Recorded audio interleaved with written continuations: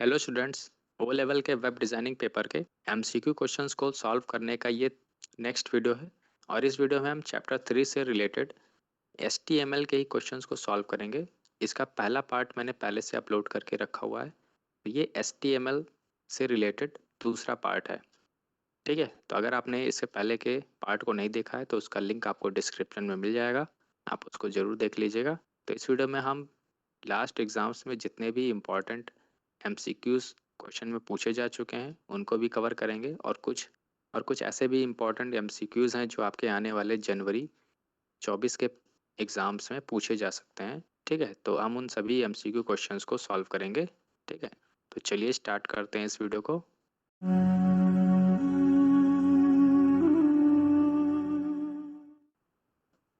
पहला क्वेश्चन है इस वीडियो का, आई फ्रेम को और भी किस नाम से जाना जाता है।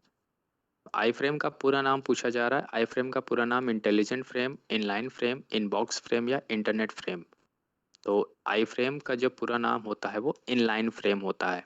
ठीक है, आई फ्रेम का उपयोग हम तब करते हैं जब एक वेब पेज के अंदर ही कोई दूसरा वेब पेज दिखाना होता है, तो हम आई फ्रेम का यूज करते हैं।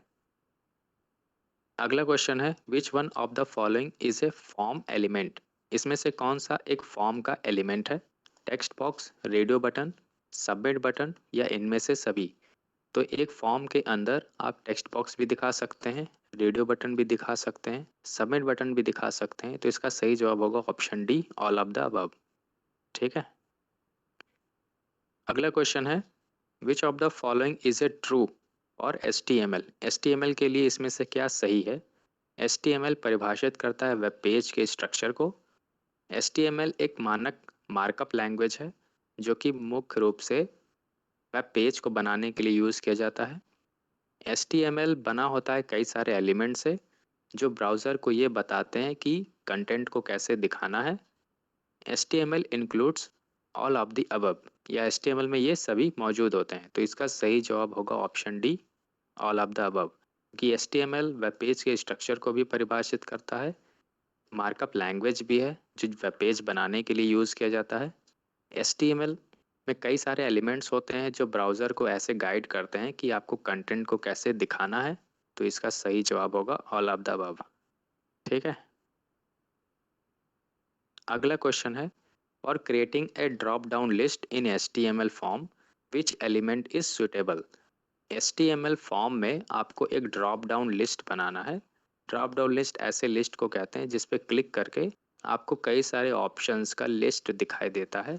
इसी को हम कहते हैं ड्रॉप डाउन लिस्ट। इसको बनाने के लिए HTML में आपको कौन सा एलिमेंट यूज़ करना है, list element, select element, drop down element या ड्रॉप लिस्ट एलिमेंट। तो इसमें से जो सही जवाब होगा वो है सेलेक्ट एलिमेंट। ठीक है, तो सेलेक्ट टैग का यूज़ आप करेंगे इस लिस्ट को बनाने के लिए। अगला क्वेश्चन है, फॉर कैनवास ग्राफिक्स इसमें से कौन सा HTML एलिमेंट यूज़ किया जाता है। तो कैनवास ग्राफिक्स के लिए HTML में CSS एलिमेंट या पेंट एलिमेंट, कैनवास टैग का या ग्राफिक टैग का उपयोग किया जाता है। तो इसमें से कैनवास ग्राफिक्स के लिए कैनवास टैग का उपयोग किया जाता है। ठीक है, अगला क्वेश्चन है, HTML में पहले से फॉर्मेटेड या प्री फॉर्मेटेड टेक्स्ट को कैसे दिखाते हैं। प्री टैग का उपयोग करके, PR टैग का उपयोग करके, PREF टैग का उपयोग करके या प्री फॉर्मेट टैग का उपयोग करके। प्री फॉर्मेटेड टेक्स्ट ऐसे टेक्स्ट को कहते हैं जिसकी फॉर्मेटिंग पहले से होती है। जैसे अगर आप कोई टेक्स्ट यहाँ लिखते हैं और अगर आप यहाँ पे 4 स्पेस देके कोई दूसरा टेक्स्ट लिखते हैं, तो इसका मतलब ये है कि आपने स्पेस को पहले से बता के रखा है कि 4 ही लगेगा। लेकिन अगर आप इसको पी टैग के अंदर यानी पैराग्राफ के अंदर रखेंगे तो ये जो 4 स्पेस है वो काउंट नहीं होगा, क्योंकि पैराग्राफ की फॉर्मेटिंग ब्राउज़र करता है। ठीक है, तो ऐसा कौन सा टैग है जिसकी कंटेंट की फॉर्मेटिंग आपके द्वारा होती है। उसी को यहाँ पूछा गया है कि जिसका टेक्स्ट पहले से फॉर्मेटेड रहता है, तो उसके लिए HTML में प्री टैग होता है। ठीक है, तो अगर आप इसको प्री टैग के अंदर रखेंगे तो ये 4 स्पेस आपको ब्राउज़र पर भी दिखेगा। तो इसका सही जवाब होगा ऑप्शन ए, प्री टैग। ठीक है, अगला क्वेश्चन है, HTML में कोटेशंस को कैसे बनाते हैं। कोटेशंस ऐसे कोट्स को कहते हैं जो किसी डबल कोट्स के अंदर आप डिस्प्ले करना चाहते हैं। तो इसके लिए code tag, Q tag, block code tag या बी और सी दोनों। तो देखिए HTML में आप क्यू टैग से भी ये काम कर सकते हैं, ब्लॉक कोड टैग से भी ये काम कर सकते हैं। तो इसका सही जवाब होगा option D, both B and C. ठीक है। अगला क्वेश्चन है HTML कमेंट को लिखने का सही सिंटेक्स क्या है या सही तरीका क्या है? Option A, option B, option C या ऑप्शन डी। कमेंट किसी भी कोड को या कोड के हिस्से को एक्सप्लेन करने के लिए होते हैं और इनको ब्राउज़र के द्वारा रीड या रेंडर नहीं किया जाता है, दिखाया नहीं जाता है। तो इसमें से कमेंट्स को लिखने का जो सही तरीका है वो है बी वाला। यहाँ पे आप सबसे पहले एंगल ब्रैकेट लगाते हैं, फिर एक्सक्लामेशन मार्क लगाते हैं, फिर 2 डैश आपको लगाना होता है, यहाँ पे 2 डैश। फिर आपको यहाँ पे कमेंट लिखना होता है, this is comment for example. ठीक है। फिर उसके बाद 2 डैश लगाते हैं, फिर एंगल ब्रैकेट। तो बी वाला ऑप्शन आपका सही है। अगला क्वेश्चन है HTML में कलर्स को कैसे परिभाषित किया जाता है या डिफाइन किया जाता है? तो HTML में कलर्स को RGB values, hex values, RGBA values या इनमें से सभी। तो HTML में आप कलर्स को इन तीनों फॉर्मेट में दर्शा सकते हैं। तो इसका सही जवाब होगा ऑप्शन डी। ठीक है। अगला क्वेश्चन है HTML में iframe का क्या यूज होता है? To display a web page without browser, browser के बिना वेब पेज को दिखाने के लिए।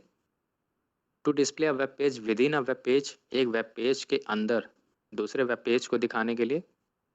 Display a web page with animation effect, web page को एनिमेशन के द्वारा दर्शाने के लिए, या इसमें से सभी।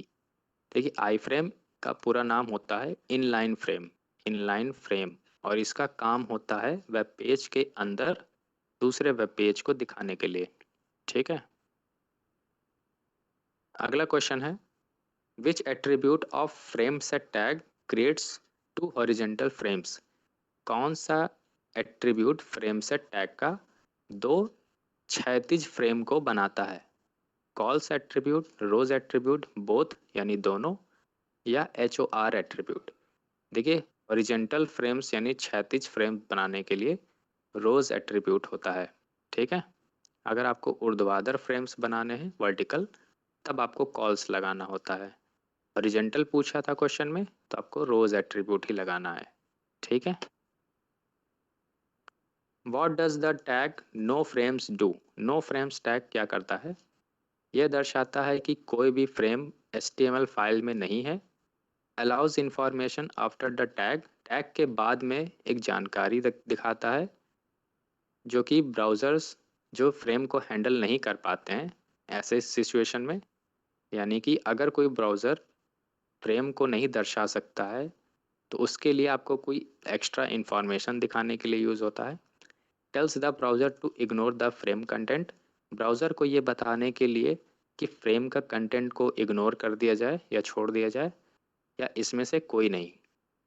देखिए जब भी आप अपने वेब पेज में फ्रेम्स का यूज़ करते हैं तो इससे दिक्कत क्या होती है कि आज के जितने भी मॉडर्न ब्राउज़र्स हैं वो अगर फ्रेम्स को सपोर्ट नहीं करते हैं तो वो फ्रेम के कंटेंट को दिखा नहीं पाते हैं। ऐसे सिचुएशन में हमको नो फ्रेम टैग भी लगाना पड़ता है, जिससे कि यूज़र को अगर फ्रेम का कंटेंट ना दिखे तो नो फ्रेम का कंटेंट दिख जाए, जिससे उसमें लिखा रहे कि आपका ब्राउज़र फ्रेम्स को सपोर्ट नहीं करता है। ठीक है। तो ये बी वाला ऑप्शन आपका सही है। जब फ्रेम टैग काम नहीं करेगा तब नो फ्रेम का कंटेंट दिखता है।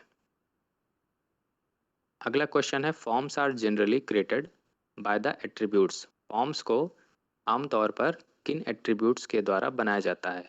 एक्शन और मेथड, वैल्यू और method, method and target, action and target.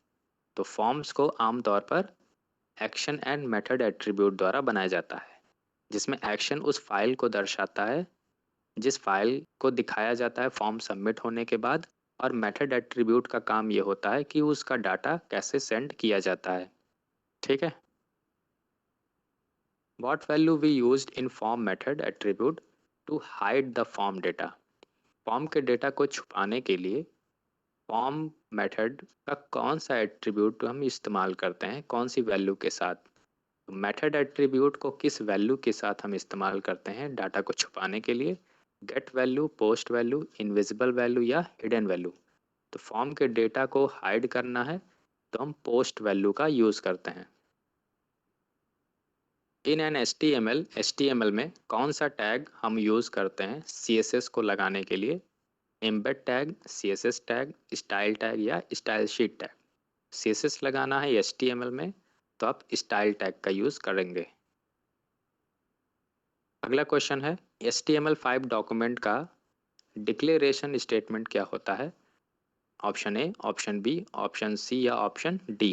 तो HTML5 डॉक्यूमेंट का जो डिक्लेरेशन स्टेटमेंट होता है वो ऑप्शन ए वाला सही है। ठीक है। अगला क्वेश्चन है ब्राउज़र के सेम विंडो पर ही लिंक को ओपन करता है? Option A, option B, option C या ऑप्शन डी? देखिए लिंक को कहाँ ओपन करना है ये बताने के लिए टारगेट एट्रीब्यूट होता है कि लिंक को कहाँ ओपन किया जाएगा, और अगर इसकी वैल्यू अंडरस्कोर ब्लैंक है तो ये नए विंडो पर ओपन करता है। अगर इसकी वैल्यू अंडरस्कोर सेल्फ है तो ये सेम विंडो पर ओपन करता है। तो सेम ब्राउज़र विंडो का पूछा गया है तो अंडरस्कोर सेल्फ वाली वैल्यू सही है। अगला क्वेश्चन है which of the following is true? इसमें से कौन सा सही है? BR टैग एक क्षैतिज लाइन ड्रॉ करने के लिए होता है। In tables header cell is centered by default and data cells are right aligned. Table में जो हेड वाला सेल होता है उसमें डाटा बीच में होता है और जो डाटा सेल होता है उसमें डाटा राइट साइड होता है। ऑप्शन सी, TR टैग का उपयोग डाटा सेल बनाने के लिए करते हैं या इसमें से सभी गलत हैं? देखिए इसमें से तो क्षैतिज लाइन बनाने के लिए HR होता है। हेडर सेल जो होता है वो सेंटर होता है, डाटा सेल वो राइट अलाइन नहीं होता है, वो लेफ्ट अलाइन होता है, बाएं साइड होता है data. TR tag data cell बनाने के लिए होता है, ये भी गलत है। TD होता है डाटा सेल्स के लिए। तो इसमें से सभी क्या हैं? गलत हैं। अगला क्वेश्चन है इसमें से कौन सा एक टेक्स्ट एडिटर नहीं है? VS code, notepad plus plus, Sublime या नन? देखिए VS कोड भी टेक्स्ट एडिटर है, नोटपैड प्लस प्लस भी टेक्स्ट एडिटर है, सबलाइम टेक्स्ट एडिटर भी टेक्स्ट एडिटर है। तो सही जवाब होगा इसमें से कोई भी नहीं। अगला क्वेश्चन है बाय डिफ़ॉल्ट पैराग्राफ एलिमेंट की डिस्प्ले वैल्यू क्या होती है? तो पैराग्राफ जब भी हमको वेब पेज पे दिखता है एक लाइन में एक ही पैराग्राफ दिखता है, कभी भी दो पैराग्राफ आपको अगल बगल में नहीं दिखते हैं। तो ये खास बात होती है ब्लॉक टाइप का वैल्यू होता है तब। जब भी कोई एलिमेंट ब्लॉक एलिमेंट होता है तो उसकी खास बात होती है कि वो पूरा चौड़ाई कवर करके रखता है, बगल में किसी एलिमेंट को आने नहीं देता है। तो ये ब्लॉक एलिमेंट होता है पैराग्राफ बाय डिफ़ॉल्ट। अगला क्वेश्चन है HTML followed by how many sections? HTML के आगे कितने भाग होते हैं? तो जब भी आप HTML टैग लगाते हैं तो उसके अंदर आप उसके दो भाग बनाते हैं। एक होता है हेड सेक्शन और दूसरा होता है बॉडी सेक्शन। तो HTML टैग के दो सेक्शंस होते हैं, हेड और बॉडी। ठीक है। अगला क्वेश्चन है check boxes are used? Check boxes का यूज़ क्यों किया जाता है या कब करते हैं? टू इनेबल ऑप्शंस किसी विकल्प को ऑन करने के लिए, टू डिजेबल ऑप्शन किसी विकल्प को डिजेबल करने के लिए, लिस्ट बनाने के लिए या किसी विकल्प को इनेबल या डिजेबल करने के लिए। तो चेक बॉक्सेस में हम कभी कभी इनेबल करना होता है तो टिक करते हैं, नहीं तो उस टिक को हटा भी देते हैं। तो इनेबल और डिजेबल वाला ऑप्शन सही है। अगला क्वेश्चन है कौन सा एट्रीब्यूट ऐड किया जा सकता है जो किसी एक ऑप्शंस को एक डिफ़ॉल्ट ऑप्शन बना देता है? तो किसी भी ढेर सारे ऑप्शंस में से, जैसे मान लीजिए आप एक ड्रॉप डाउन लिस्ट बना रहे हैं जिसमें आपके पास 4 ऑप्शंस हैं, तो अगर किसी एक ऑप्शंस को अगर आपको बाय डिफ़ॉल्ट यानी पहले से सेट करके रखना है तो आप कौन सा एट्रीब्यूट यूज़ करेंगे? Checked attribute, value attribute, selected attribute या डिफ़ॉल्ट एट्रीब्यूट? तो 4 ऑप्शंस में से किसी एक को पहले से सेलेक्ट रखना है तो उसको सेलेक्टेड एट्रीब्यूट द्वारा पहले से या डिफ़ॉल्ट आप सिलेक्शन बना सकते हैं। ठीक है, ये इम्पॉर्टेंट क्वेश्चन है, याद रखिएगा इसको। अगला क्वेश्चन है, dash are used to allow user to select one of the options displayed. क्या है जो यूज़र को अनुमति देता है कई सारे ऑप्शंस में एक को सेलेक्ट करने के लिए? Radio button, text box, check box या ऑप्शन। देखिए, कई सारे विकल्प हैं और अगर यूज़र सिर्फ एक ही सेलेक्ट कर सकता है तो इसके लिए हम रेडियो बटन का यूज़ करते हैं। ठीक है, अगला क्वेश्चन है, क्या है जो ब्राउज़र्स के द्वारा इग्नोर किया जाता है? टाइटल, कमेंट, बॉडी सेक्शन, ये चौथा विकल्प है हेड सेक्शन। तो ब्राउज़र हमेशा आपके HTML में लिखे कमेंट्स को इग्नोर कर देता है, तो इसका सही जवाब होगा ऑप्शन बी, कमेंट्स। अगला क्वेश्चन है, कौन सा टैग यूज़ किया जाता है अतिरिक्त जानकारी देने के लिए वेब पेज के बारे में? Anchor tag, Meta tag, link tag या टाइटल टैग। तो किसी भी वेब पेज के बारे में अगर आपको अतिरिक्त जानकारी देना है तो आप मेटा टैग का उपयोग करेंगे। मेटा टैग हेड सेक्शन के अंदर लिखे जाते हैं और ये आपके वेब पेज के बारे में अतिरिक्त जानकारी रखते हैं। ठीक है, अगला क्वेश्चन है, कौन सा टैग यूज़ किया जाता है कीवर्ड्स को पहचानने के लिए जो किसी साइट्स को परिभाषित करते हैं? तो किसी भी वेबसाइट के बारे में अगर उसके कीवर्ड्स को जानना है कि वो कौन कौन से टॉपिक्स से रिलेटेड है, तो उसके लिए आपको कमेंट देखना है, टाइटल देखना है, मेटा देखना है या एंकर टैग देखना है। तो इसके लिए जो टैग होता है वो मेटा टैग होता है। किसी भी वेब पेज को अच्छे से समझना है या किसी भी वेबसाइट के बारे में अच्छे से जानना है तो आप उस वेबसाइट या वेब पेज के मेटा टैग को समझ लीजिए, तो आपको उस वेब पेज के बारे में समझ में आ जाएगा। मेटा टैग्स का उपयोग खासकर सर्च इंजन करते हैं वेब पेज के कंटेंट को समझने के लिए। ठीक है, अगला क्वेश्चन है, what are called as web pages on the internet. Internet पर वेब पेजेस को क्या कहा जाता है? तो इसका सही जवाब है option B, hypertext documents. Web page का ही दूसरा नाम है हाइपरटेक्स्ट डॉक्यूमेंट्स। ठीक है, अगला क्वेश्चन है, to make your website mobile friendly you can make your website reactive, responsive, fast loading या लेस कोड। अगर आपको अपना वेबसाइट मोबाइल फ्रेंडली बनाना है, मोबाइल फ्रेंडली का मतलब जो मोबाइल पे अच्छे से डिस्प्ले हो जाए या दिखाई दे, तो आपको अपने वेबसाइट को क्या बनाना है? रिएक्टिव, रिस्पॉन्सिव, फास्ट लोडिंग या लेस कोडिंग करके। तो अगर आपको वेब पेज को मोबाइल फ्रेंडली बनाना है तो आपको उस वेबसाइट को रिस्पॉन्सिव बनाना होता है। रिस्पॉन्सिव में क्या होता है, वेब पेज का कंटेंट अपने आप एडजस्ट हो जाता है अलग अलग साइज के डिवाइसेस में। ठीक है, अगला क्वेश्चन है, HTML अनुमति देता है हमें तीन डिफरेंट प्रकार के, अलग अलग प्रकार के क्या बनाने के लिए? टैग्स को बनाने के लिए, लिस्ट को बनाने के लिए, एलिमेंट्स को बनाने के लिए या बॉर्डर्स को बनाने के लिए। HTML हमें तीन प्रकार के लिस्ट बनाने की अनुमति देता है। एक होता है ऑर्डर लिस्ट, एक होता है अनऑर्डर लिस्ट और एक होता है डेफिनेशन लिस्ट। ठीक है, तो इस वीडियो में आपने जितने भी MCQ क्वेश्चंस को सॉल्व किया है उसमें से कुछ तो आपके प्रीवियस एग्जाम्स में आ चुके हैं। ठीक है, और कुछ ऐसे हैं जो आपके जनवरी 24 के एग्ज़ाम्स के लिए बहुत ही मोस्ट इम्पॉर्टेंट हैं। तो आप उन सभी MCQs को सॉल्व कर लीजिएगा जो इस वीडियो में आपने अभी देखा है। तो इस वीडियो में बस इतना ही, अगले वीडियो का वेट करिए, तब तक के लिए धन्यवाद।